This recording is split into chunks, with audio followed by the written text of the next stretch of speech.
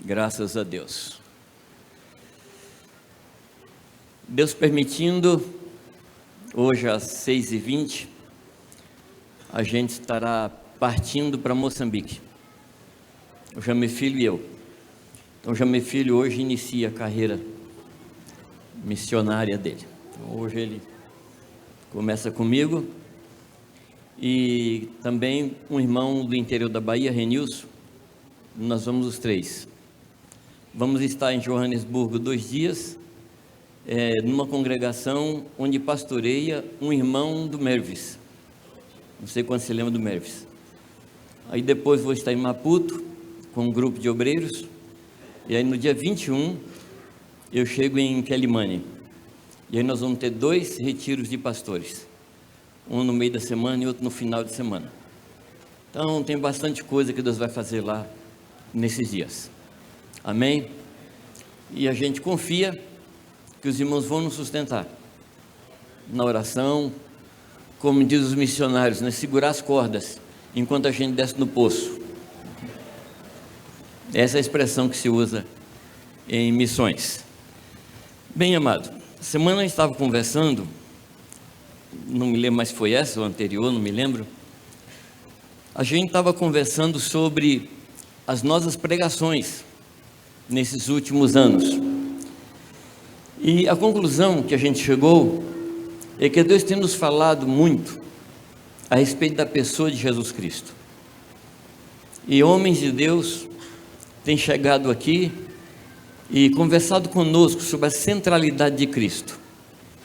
Temos sido muito abençoados, temos sido muito edificados. Mas a gente sente falta de algo mais.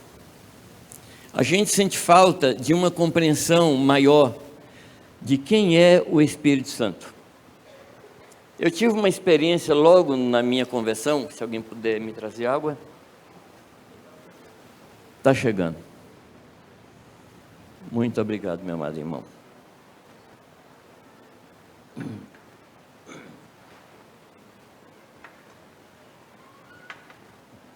Eu tinha poucos meses de convertido, estava ajoelhado, orando a Deus.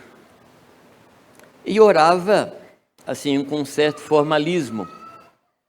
E naquele momento o Espírito Santo falou: você não tem conversado comigo. Falei, mas eu tenho orado. Mas ele estava se referindo a eu me dirigir a ele como um pai que ele é. E aí minha relação com ele sofreu uma grande mudança. Porque ao invés de eu falar com um Deus distante, um Deus chefe de uma religião, eu comecei a falar com meu pai.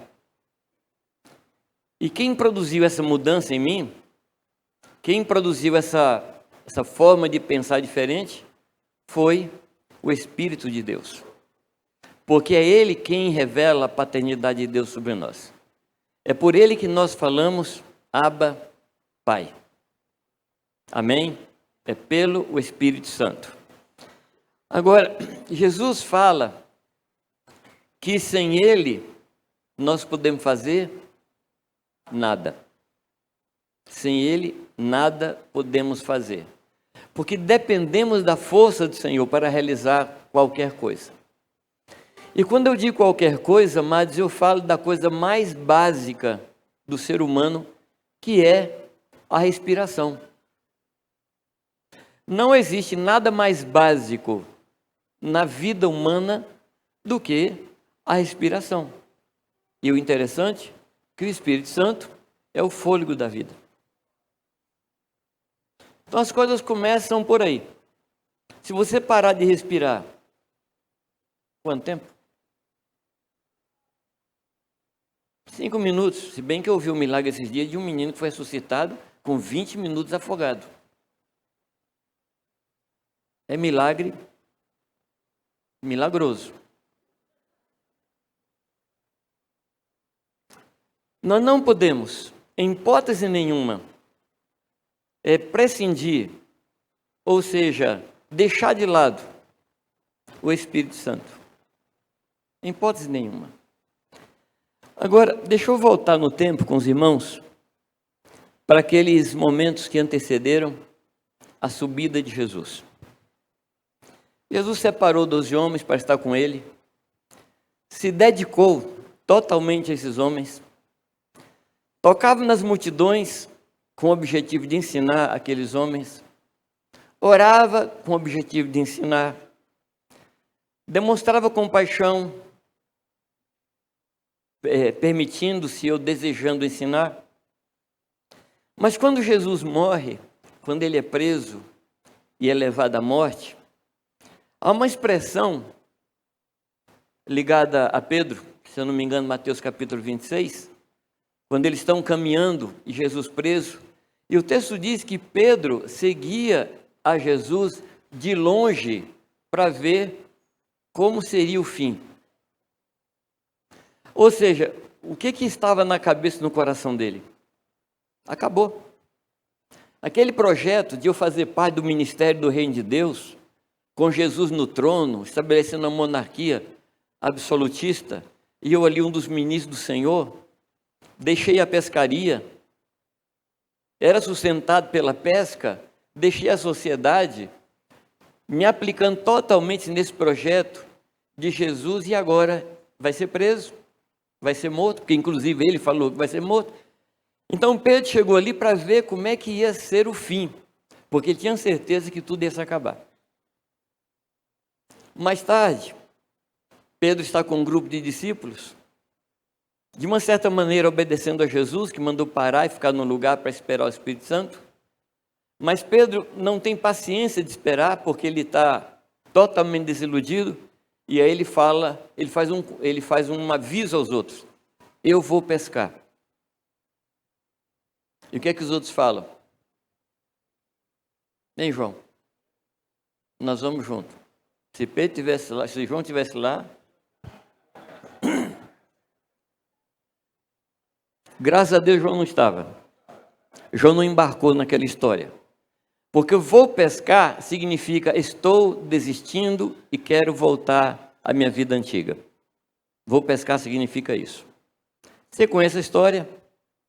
Eles pescam toda noite e pescam nada. Até que alguém da praia, que está na praia, fala para eles: lança a rede do outro lado. E o engraçado da situação é que Jesus, um carpinteiro, está ensinando pescador a pescar.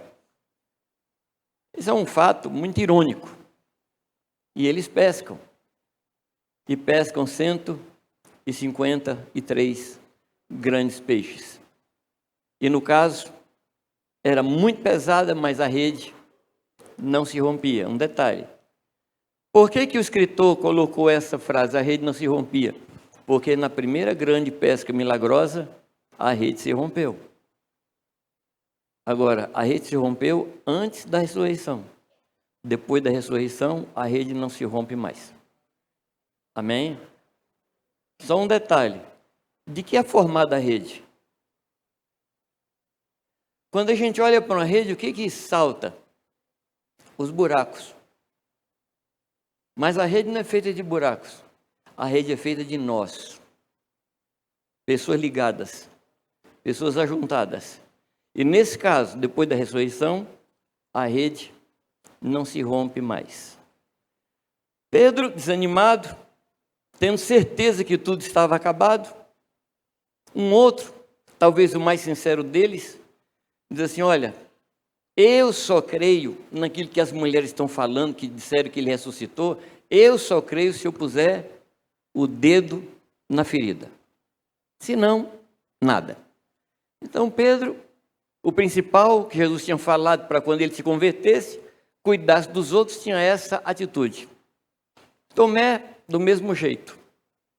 Naqueles 40 dias, eles passam escondidos. Sem contar que o tesoureiro era ladrão. Com essa equipe, com esse tipo de gente que nem você nem eu contrataria para um empreendimento tão grande, tão absurdo, que era ganhar o mundo todo, você, no lugar de Jesus, você subiria ao céu naquela hora ou pediria que o Senhor prorrogasse por mais 30 anos até os discípulos ficarem preparados. Caos total. Ninguém cria. Todo mundo se afastando do que Deus queria.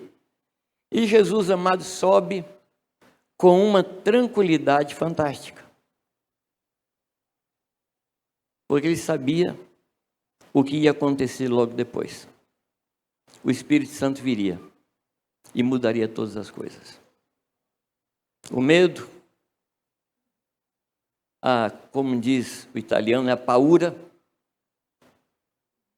tudo isso iria se acabar, porque o Espírito Santo viria. Amém? Mas qual é o conceito que nós temos a respeito do Espírito Santo? O que você pensa do Espírito Santo? Talvez você nunca tenha orado ao Espírito Santo. Talvez você nunca tenha falado: ó Espírito de Deus, eu lhe peço isso, isso e isso.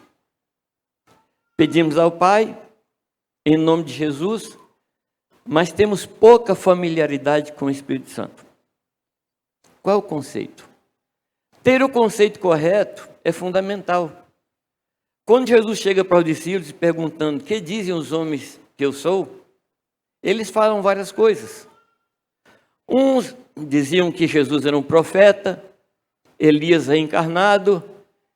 Tanto Jesus como profeta, como Elias reencarnado, não tinham poder de mudar nada na vida dos discípulos. Mas quando eles compreendem que Jesus é o Filho de Deus, é o Cristo enviado pelo Pai, isso tem poder para mudar. O conceito que você tem do Espírito Santo pode mudar completamente a sua vida e a minha vida. Depende do conceito que a gente tem. Tem um pessoal, ou há um pessoal aí pela vida. Normalmente a gente encontra com eles domingo de manhã, de 2 em 2, com a pastinha.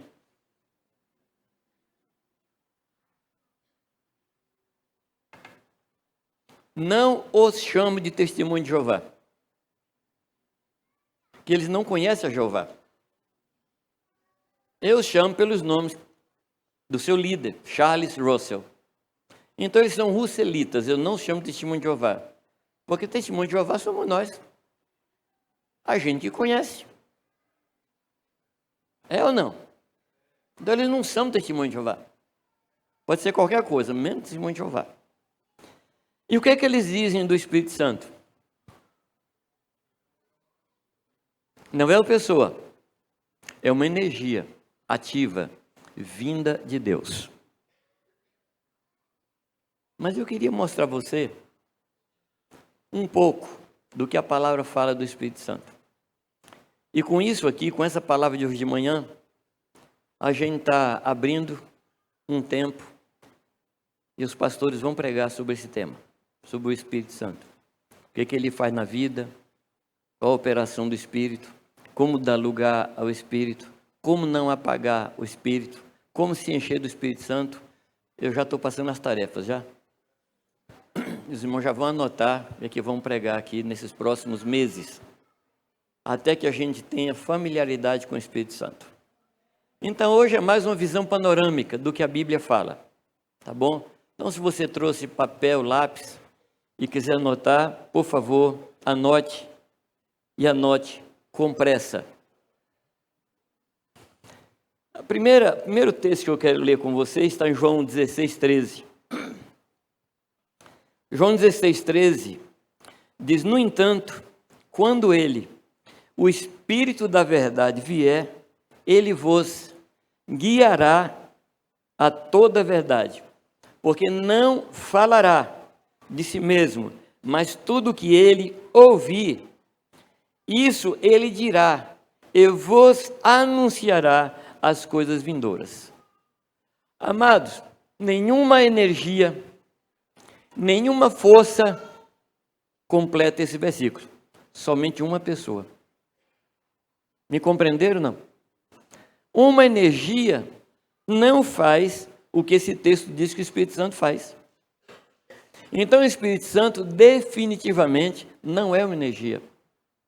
Ele é uma pessoa.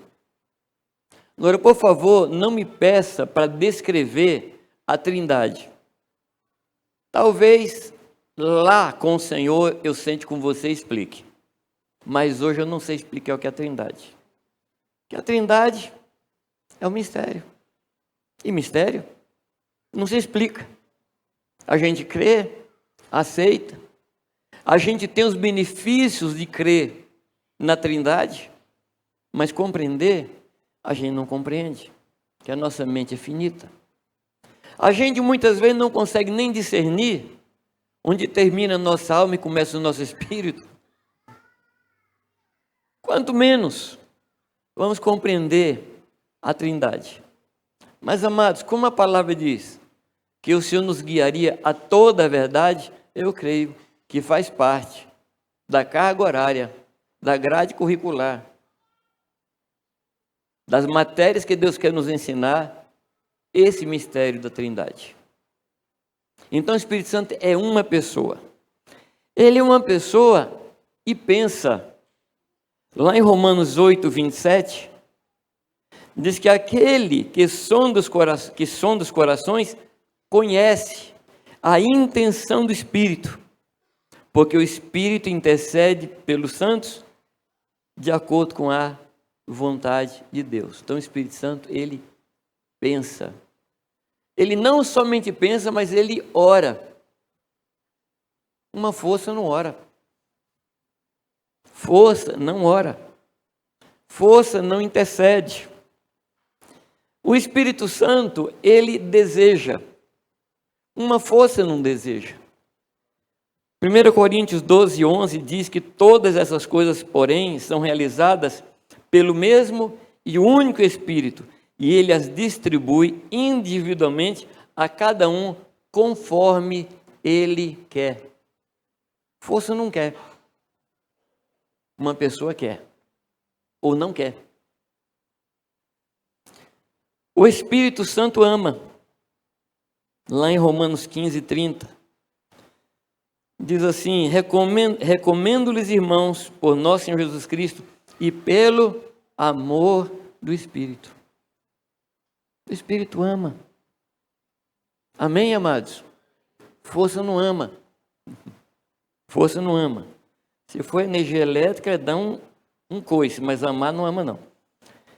O Espírito Santo, ele se alegra. Ele se alegra. Gálatas 5, 22 a 23, diz que o fruto do Espírito é amor, alegria. E essa alegria só pode chegar em nós se houver nele, porque é ele que derrama em nós a sua alegria. Então o Espírito Santo se alegra. Tem hora que a gente sente aqui nessa região, ou aqui nessa reunião, tem hora que a gente sente a alegria do Espírito Santo. Não sei se você já sentiu. Você percebe que Deus está alegre. É verdade que também a gente tem uns momentos que a gente sente que Jesus está bravo. Sim ou não? Está triste. Mas esse texto fala do Espírito Santo, que se alegra conosco. O Espírito Santo, ele nos encoraja. Atos capítulo 9, versículo 31, diz que assim, pois, as igrejas em toda a Judéia e Galileia tinham paz, e eram edificadas e se multiplicavam, andando no temor do Senhor e consolação do Espírito Santo. Então o Espírito Santo, ele consola e nos encoraja. Eu estou lendo textos que vocês já leram. É que eu estou pensando só para afirmar esse ponto. O Espírito Santo, ele fala. Hebreus 3, 7 a 8. Portanto, como diz o Espírito Santo, se hoje ouvides a sua voz, não endureçais os vossos corações como na provocação no dia da tentação no deserto. Então o Espírito Santo, ele fala. Depois o Espírito Santo nos ensina. Força não ensina. Pessoa ensina. 1 Coríntios 2, 13. Aos quais falamos, não com palavras que a sabedoria humana ensina, mas com as que o Espírito Santo ensina, comparando coisas espirituais com as espirituais. Estamos juntos ainda? Eu vou ler um texto aqui que eu não gostaria que estivesse na palavra, mas está. É possível entristecer o Espírito Santo. O Espírito Santo pode ficar triste. Efésios 4,30 diz: não entristeçais o Espírito Santo. Força não se entristece. Gente se entristece. Pessoa se entristece. Uma outra coisa também, é possível insultar o Espírito Santo. É possível insultar ao Espírito. Hebreus, capítulo 10, versículo 29, Hebreus 10, 29, diz: quanto mais severo castigo julgam vocês, merece aquele que pisou aos pés do Filho de Deus, que profanou o sangue da aliança pelo qual ele foi santificado e insultou o Espírito da graça. Então, é possível, não é desejável, mas é possível insultar o Espírito Santo. O Espírito Santo pode ser resistido. Atos 7, 51. Povo rebelde, obstinado de coração e de ouvidos, vocês são iguais aos seus antepassados, sempre resistem ao Espírito Santo. Depois, a palavra diz que é possível mentir ao Espírito Santo. Você se lembra de Ananias e Safira? Não foi a homens que vocês mentiram, mas vocês mentiram ao Espírito Santo. Esse é o Espírito Santo. E nós podemos tomar cada um desses aspectos e aprofundar e compreender mais, e eu peço que os irmãos façam isso. Busquem conhecer o Espírito Santo, para não entristecê-lo, para não insultá-lo, mas principalmente para ser ensinado, ser encorajado, ser consolado, receber dele a sua alegria, receber dele a sua paz. Amém, queridos? O que é que o Espírito Santo fez? Qual foi a ação do Espírito Santo no decorrer dos milênios? Em primeiro lugar, amados, o Espírito Santo estava na criação. E talvez o correto seria dizer, estava antes da criação. Gênesis capítulo 1, versículo 1, o que é que diz? No início assim era. A terra estava sem forma e vazia. E o Espírito pairava. Essa expressão pairar é uma expressão muito interessante. E a mesma expressão quando se diz que a galinha está chocando os ovos. E como é que a galinha choca os ovos? Se assenta sobre os ovos para transmitir calor. O Espírito Santo estava fazendo isso. Estava preparando o caos para a partir do caos haver alguma coisa. Então você percebe quando o Espírito Santo começa a operar? Lá na criação. Um outro momento fantástico da história, o Espírito Santo se manifesta gerando Jesus Cristo. Você se lembra? Mateus 1, 18 a 20, diz assim: ora, o nascimento de Jesus Cristo foi assim. Estando Maria, sua mãe, desposada com José, sem que tivessem antes coabitado, achou-se grávida pelo Espírito Santo. Quem gerou Jesus foi o Espírito Santo. E só gera pessoa. Pessoa gera pessoa. Se por acaso uma energia tivesse capacidade para gerar, geraria outra energia. Porque cada um gera segundo a sua espécie. É lei, é princípio. Uma energia não gera uma pessoa. Uma energia gera outra energia.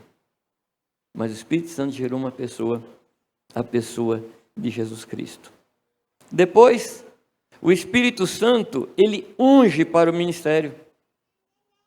Lembra ali quando Jesus sai das águas? O que é que acontece no batismo?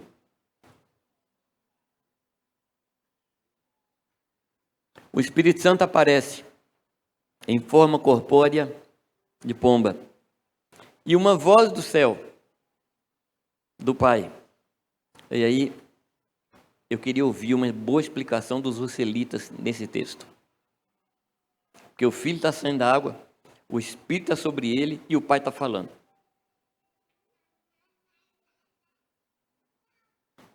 Esse é o meu filho amado, no qual tenho todo o meu prazer. Logo após, o Espírito Santo toma Jesus e leva para o deserto.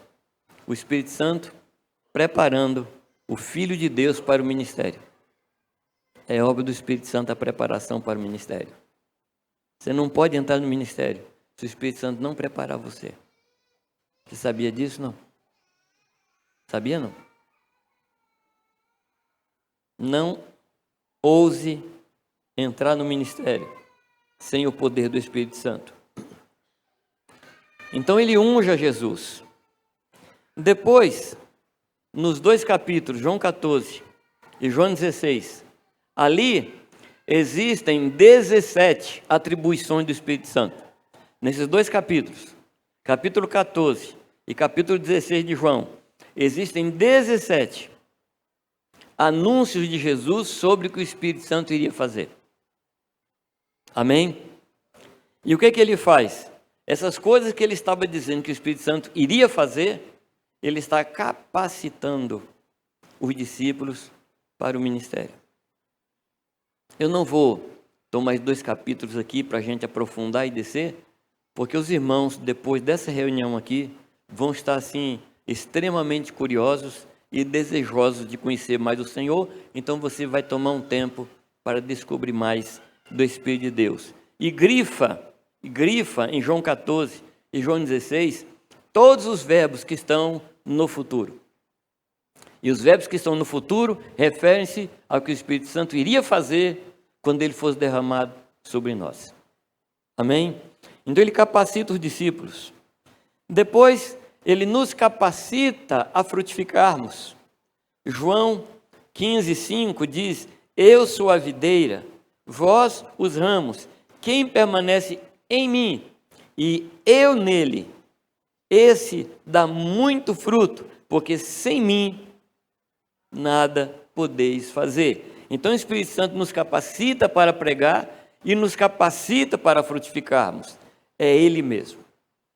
O Espírito Santo nos ajuda a vencer a carne. Amém, não? E qual o texto que a gente pode ler?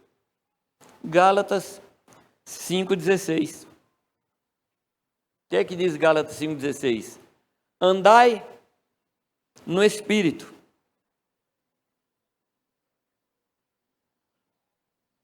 E jamais, amados, vê que promessa. Vê que promessa. A gente está aí muitas vezes lutando com um pecadinho, lutando com outra coisa, lutando com uma tendência, lutando com uma inclinação. E a promessa aqui do Senhor é que o Espírito Santo estando em mim, jamais satisfarei as paixões da carne. Então você percebe, meu amado, como a gente necessita do poder do Espírito Santo para ter uma vida santa? Vida santa não é produto de esforço. Vida santa é produto da ação do Espírito Santo na minha vida. Ele estando em mim.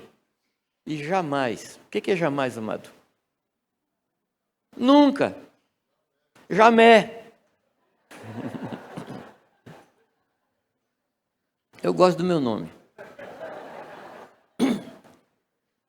Ele nos ajuda a vencer a carne. Depois, amado, o Espírito Santo, ele nos liberta da condenação. E está em Romanos capítulo 8, versículo 1, que diz, portanto, agora, e agora é hoje. Quando a Bíblia fala agora, está falando de agora, tá, gente? Não é agora lá atrás, é agora. Esse texto tem que ser lido, gente. Agora, nenhuma condenação. O texto anterior fala de jamais. Aqui fala de nenhuma. Nenhuma condenação há para os que estão em Cristo Jesus, que não andam segundo a carne, mas segundo o Espírito. Amém, amados? Você sabia que quando você não tinha o Espírito Santo, pecar era obrigação. Pecar era alguma coisa da qual eu não podia me livrar. E eu pecava. Às vezes sem querer, querendo. Mas eu pecava.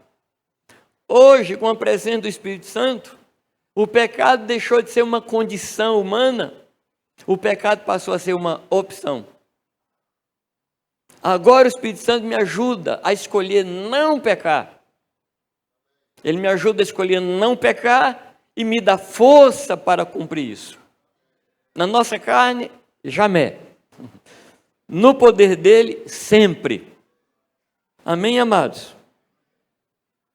Outra coisa muito bonita, queridos. Romanos 8,14, é aquilo que eu citei no começo. Ele determina a nossa filiação ao Pai. Porque todos que são guiados pelo Espírito de Deus, esses são filhos de Deus. Amém? Percebemos por acaso a importância de ouvirmos ao Espírito e sermos guiados por eles? Porque isso fala da nossa filiação. Isso fala mais que eu sou filho e que Deus é meu Pai. Mas é o Espírito Santo. Só pegando uma...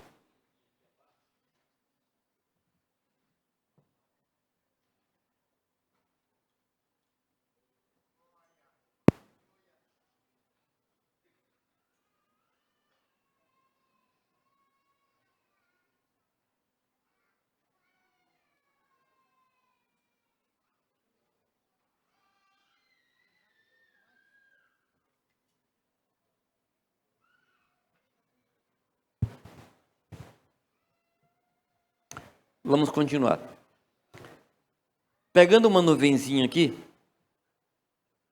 quando você estuda a carta aos Romanos, você vai perceber claramente que a carta aos Romanos ela pode ser dividida em duas grandes porções. A primeira porção vem do capítulo 1 até o capítulo 7, final do capítulo 7.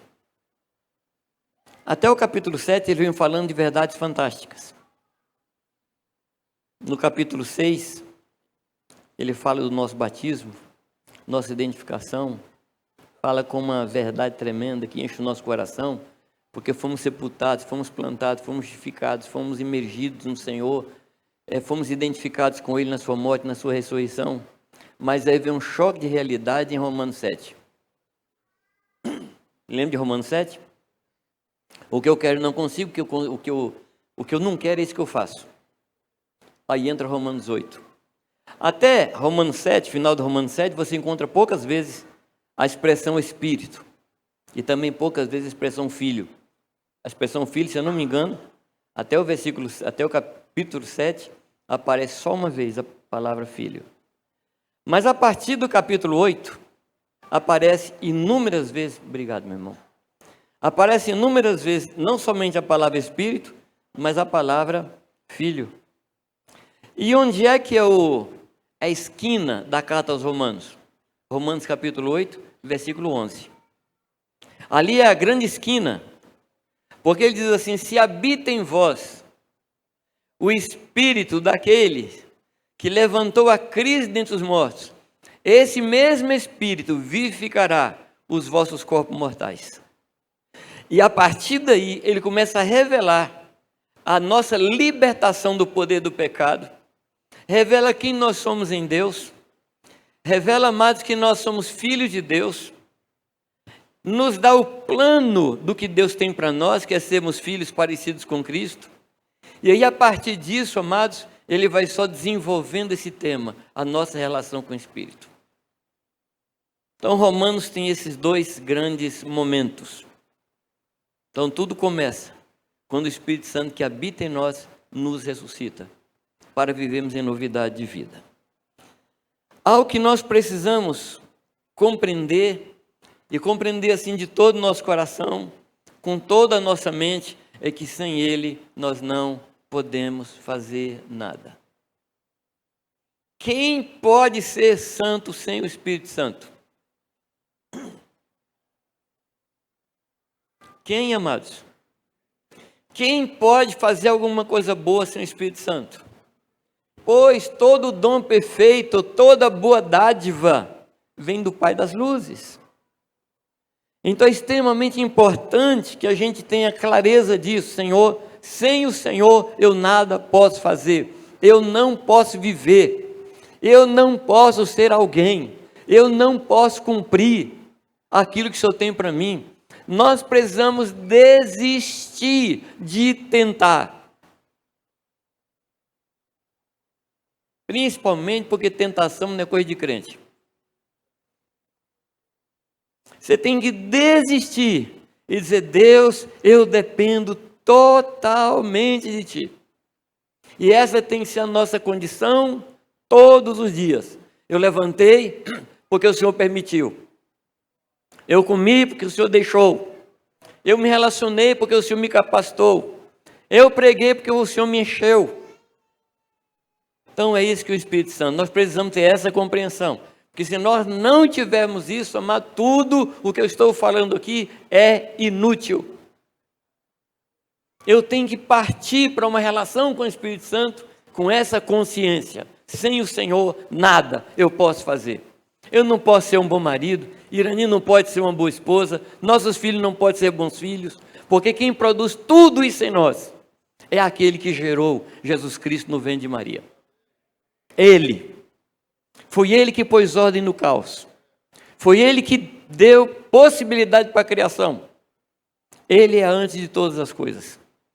Sem Ele, tudo que foi feito não teria sido feito.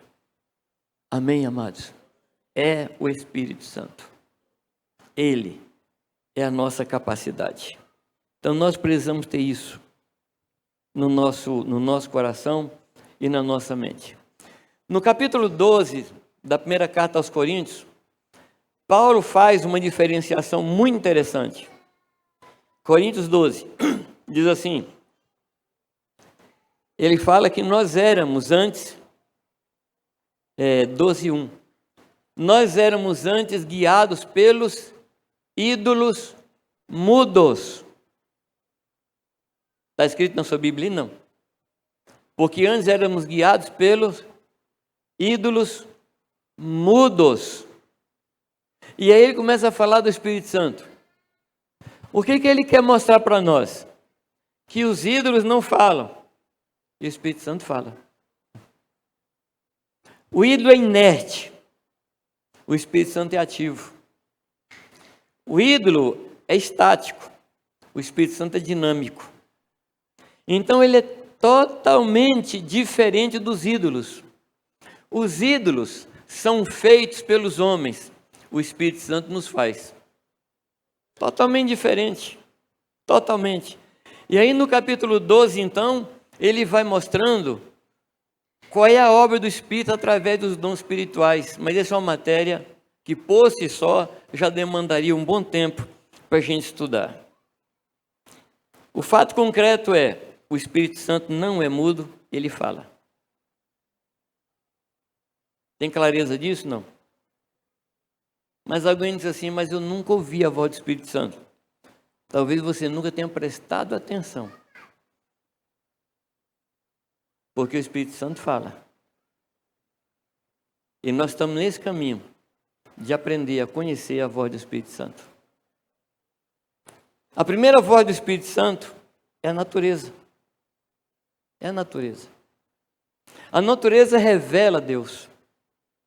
Quem aqui já não contemplou a noite estrelada e ficou maravilhado com Deus? Quando a irmã de Irani, seu marido, claro, tinha uma fazenda lá no norte de Minas, onde não tinha energia elétrica, assim, num bom espaço ao redor. A gente deitava ali no terreiro de café e ficava deitado olhando para o céu. Eu não sei no que dava nos outros, mas em mim dava assim, uma sensação de cair para cima. Aquele negócio assim que eu me perdia e adorava a Deus. A natureza revela a Deus. Tem alguma outra coisa também na vida da gente que eu chamo de resquício do paraíso, que é a consciência. A consciência é aquela luzinha que acende quando você está pensando em fazer uma coisa errada. Agora, a Bíblia não manda você ser dirigido pela consciência. Por quê? A consciência ela é programável. Ela é gerida, me permita, por um software criado por Deus, perfeito. E ela vai funcionando na vida da gente, mas ela é programável. Você vai fazer alguma coisa errada e a luzinha acende. E você volta atrás. Mas você vai fazer outra coisa errada, a luzinha acendeu e você não ligou. Fez de novo, a luzinha acendeu de novo e não ligou. Aí o que é que a consciência entende? Que aquilo não é errado e ela para de avisar você. Ela é programável. Então obedece a luzinha. Quando a luzinha acender, converse com o Espírito Santo. Deus, o que é que está acontecendo? Porque eu senti alguma coisa aqui dentro me alertando. Perigo, perigo, perigo, perigo. Você fala, Espírito Santo, o que está acontecendo? A luzinha acendeu. Deus fala pela natureza. Deus fala pela consciência. Deus fala por pessoas. Na multidão de conselheiros está a sabedoria. Deus fala, amados, pelos nossos pastores. Deus nos fala pela paz no nosso coração. O texto diz, seja o árbitro nos vossos corações. Esse texto não está falando do indivíduo. Está falando da paz que existe no grupo. Ou seja, se eu for fazer alguma coisa e as pessoas ao redor de mim não têm paz, eu tenho que parar imediatamente.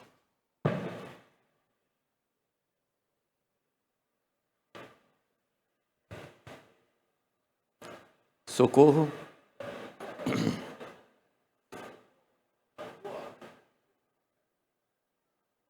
É para desligar esse negócio? Socorro, César.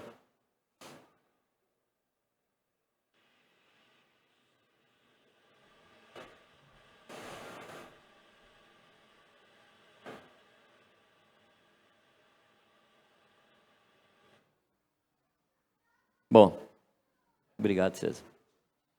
Melhorou bastante, né? Ele nos fala através dessa paz, correto? Nos fala através da palavra escrita. E quando você é treinado em todas essas áreas, você começa a ouvir o Espírito Santo falando diretamente ao seu ouvido. Mas são fases preparatórias para ensinar você a ouvir o Espírito Santo e conversar com o Espírito Santo. Amém? Mas você tem que passar as escalas. Você tem que ir passando. Eu não sei se existe na igreja uma pergunta mais repetida do que essa. Como fazer para conhecer a voz de Deus? Eu não sei se existe uma pergunta mais repetida. Eu estou lhe falando aqui. Atenda a natureza. Atenda a consciência. Perceba a paz no coração dos irmãos. Medite na palavra. E escute o Espírito Santo. Por quê? O Espírito Santo não é um ídolo mudo. Ele é uma pessoa que nos fala. Como é que o Espírito Santo opera em nós? Em primeiro lugar, ele operou em nós na salvação.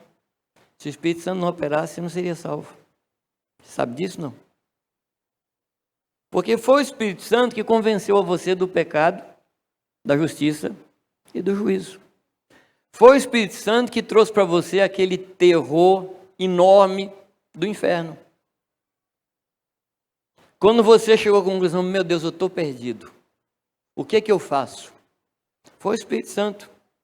Foi o Espírito Santo que fez alguns sentir o fogo do inferno debaixo dos pés, como acontecia em alguns avivamentos. Pessoas tinham certeza que iriam para o inferno. Foi o que aconteceu comigo. Quando numa tarde do dia de 1969, 3 de abril, o Espírito Santo falou comigo: hoje é a tua última oportunidade. Eu não sabia ouvir o Espírito Santo, mas eu sabia que aquela voz era do Espírito Santo. Eu entrei em pavor. Eu fiquei aterrorizado. Porque como é que Deus fala com você: hoje é o teu último dia? Eu esperei a reunião onde minha família frequentava e fui para lá. Eu falei: não, hoje eu não escapo, hoje eu me entrego. E eu planejei que na hora que o pastor fizesse o apelo, eu iria à frente. Eu não queria nem saber qual era a mensagem, eu queria o apelo. Qualquer que fosse o apelo, eu ia atender. Não importa. E eu planejei: ele vai fazer o apelo, eu levanto do meu banco, levanto da minha cadeira e vou lá na frente. Eu não vou negócio de levantar a mãozinha, não. Eu vou lá na frente. Porque eu estava aterrorizado, eu estava apavorado. Aí o pastor fez o apelo. Eu tentei levantar, não consegui. Tentei levantar a mão, não consegui. Tentei falar alguma coisa, não consegui. Aí eu sabia que eu estava preso por Satanás. Aí eu percebi que a minha situação era pior do que eu pensava. Terminou a reunião, um irmão chamou para a gente ir para um monte orar. Falei: ainda não é meia-noite, então vamos. Porque para mim meia-noite era... acabou. Lá no monte. Eu só fiz uma coisa. Eu dobrei o meu joelho na grama. Falei: Deus, tem misericórdia de mim, porque eu não aguento mais. O Espírito Santo veio sobre mim e me encheu. E aconteceu comigo Mateus 11, 28 e 29. Vinde a mim, vós que estáis cansados, sobrecarregados, eu vos aliviarei. Tomai sobre vós o meu jugo e aprendei de mim, que sou manso e humilde de coração. O Espírito Santo fez isso na minha vida. Ele convence a gente do pecado, da justiça e do juízo. Depois disso, ele leva ao arrependimento. Querido, arrependimento não é um atributo seu. É o Espírito Santo que faz você sofrer uma mudança na sua mente. Porque você vem carregado de conceitos toda a sua vida. Mas um dia o Espírito Santo fala assim: isso está errado. Caminhar desse jeito é errado. Aí você fala: mas eu sempre caminhei. Mas há uma força lá dentro que lhe convence e leva você a dar uma meia volta. Arrependimento significa dar meia volta. Mudar de direção. Mas foi o Espírito Santo que fez isso. Depois disso, amados, é o Espírito Santo que derrama fé no nosso coração. A fé, ela não foi gerada em mim e por mim. A fé, ela foi derramada no meu coração. Exorto-vos a batalhardes diligentemente pela fé, que de uma vez por todas foi entregue aos santos. Judas, versículo 3. A fé foi colocada em nós. E Paulo diz que o viver que ele tinha agora na carne, ele vivia pela fé do Filho de Deus. Em algumas versões está escrito no Filho, mas não, é fé do Filho. É muito interessante a gente falar que Deus tem fé, mas Deus é cheio de fé. Tanto sim que a gente sabe que Deus é fiel. E ser fiel é ser cheio de fé. É porque a gente confunde fidelidade com lealdade. Fidelidade significa ser cheio de fé. E em inglês é mais fácil de compreender isso. Deus é fiel. Ele teve fé, por isso ele abriu a boca e disse: haja luz. Ele tinha fé nele e na sua palavra. Quando Jesus vem a essa terra, ele vem cheio de fé. Porque sabia que o Pai não permitiria que ele, sepultado, experimentasse a corrupção. Então o Pai diz a ele: filho, pode se entregar à morte, pode descer à sepultura, que eu garanto que você não vai apodrecer. E Jesus descansa em Deus e vai para a sepultura, e o Pai o levanta pelo Espírito Santo. É essa fé que ele reparte conosco. Amém, amados? Então ele reparte fé conosco. Depois, amados, ele na caminhada, ele nos revela Jesus Cristo. É o Espírito Santo que nos revela a pessoa de Jesus. Lucas 10, 22. Mas eu tenho muitos versículos aqui, mas não vou ler, tá? Lucas 10, 22 diz: tudo por meu Pai me foi entregue, e ninguém conhece quem é o Filho, senão o Pai, nem quem é o Pai, senão o Filho, e aquele a quem o Filho quiser revelar. Nós só podemos conhecer a Jesus Cristo por obra e graça do Espírito Santo. É Ele que vai nos revelando, linha sobre linha, preceito após preceito, passo após passo, de fé em fé e de glória em glória. É isso que o Espírito Santo faz. Depois, amado Espírito Santo, Ele nos capacita para o serviço. Amém? E aqui eu quero voltar lá no começo. Quando Jesus estava prestes a subir aos céus. Conhecendo a situação na qual seus discípulos estavam. Eu, no lugar dele, eu falaria: Deus, suspende a minha volta aí, porque a coisa não deu certo, não. A turminha que o Senhor mandou separar, está com nada. Me dá mais 30 anos, porque 3,5 não deu. Me dá 30 anos que eu vou tentar formar uma equipe aí de uns discípulos. Jesus foi tranquilo para o céu, porque ele havia rogado ao Pai, e o Pai ia derramar o Espírito Santo. E um desses homens, que de noite, seguindo a Jesus de longe, chega uma doméstica, uma menina que trabalhava ali, servindo a eles, e a menina olha para ele e fala assim: você é um deles. Ele fala assim: não, não sou não, o que é isso? Aquele que tinha dito que não negaria, que se fosse preciso, seguiria até a morte. Lembra disso, não? Aí ele muda de fogueira. O texto diz que ele passa para outra fogueira. Só que a moça vai lá na outra fogueira também. Fala: você é um deles. Olha o jeito seu de falar. Não sou. Daqui a pouco chegou outra pessoa e com outra assim: você é. E a palavra diz que ele xinga. Esse era um homem que estava completamente decepcionado e cheio de medo, cheio de pavor, porque o líder dele estava sendo entregue à morte. Ele falou: se estão fazendo isso com o líder, quanto mais com a gente. Eu falar que sou seguidor dele, mas nunca. Vocês conhecem o resto da história. Mas quem é que a gente se encontra? Às 9 horas da manhã, praça pública, sol claro, se levanta e interpreta Joel, mostra o caminho, deixa o Espírito Santo convencer da justiça, do pecado, do juízo. Quem é que se levanta, cheio de fé, cheio de poder, sem nenhum medo? Foi outro Pedro? O mesmo Pedro, agora cheio do Espírito Santo. O Espírito Santo muda a história. Ele muda as nossas vidas. E eu quero deixar essas palavras com vocês.